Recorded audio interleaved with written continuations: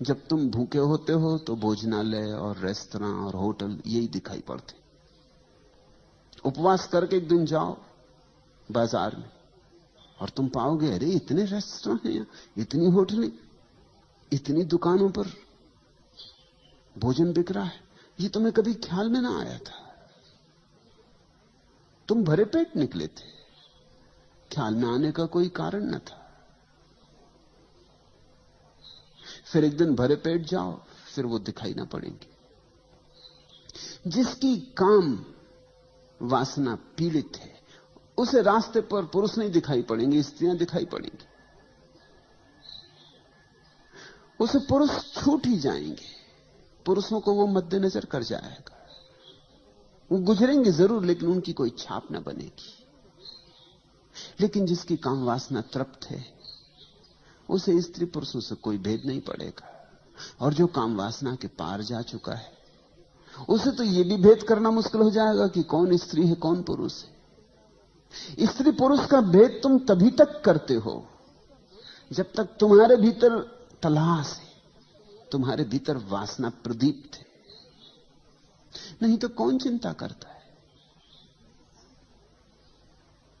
तुमने ख्याल किया,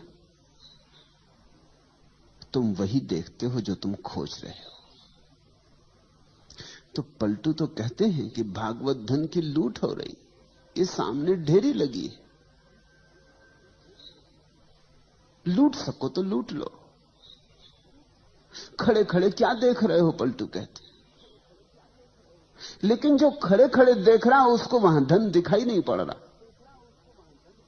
उसे वहां कुछ भी दिखाई नहीं पड़ रहा है।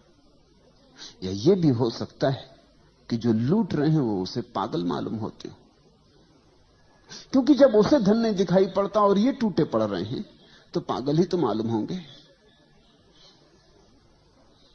ये किस चीज पे टूटे पड़ रहे हैं, यहां कुछ भी तो नहीं है। उसे लगेगा ये सब मन की कल्पना के जाल में पड़ गए। ऐसी तो होता है, तुम यहां बैठे हो, जो लोग यहां नहीं है वो तुम्हें पागल समझते, वो पागल समझेंगे ही। वो कहेंगे किस कल्पनाओं में पड़े हो। अरे यथार्थ जगत को देखो, किस सम्मोहन में उलझ गए हो, किसकी बातों में उलझ गए हो।